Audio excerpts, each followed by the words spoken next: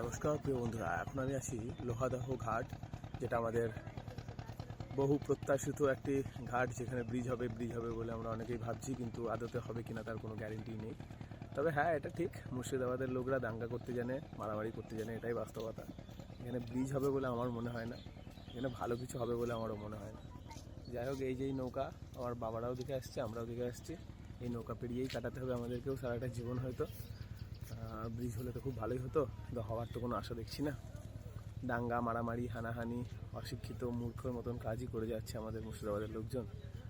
আর কি বলবো, বেকারত্ব, তারপরে এডুকেশন যতদিন না পর্যন্ত এখানে পুরোপুরিভাবে গায়েব হচ্ছে, মানে এডুকেশনের প্রয়োজনীয়তা এবং বেকারত্বের মানে যেটা প্রয়োজন, মানে বেকারত্ব যেভাবে বাড়ছে, পরিযায়ী শ্রমিক যেভাবে বাড়ছে, কি হবে এখানে?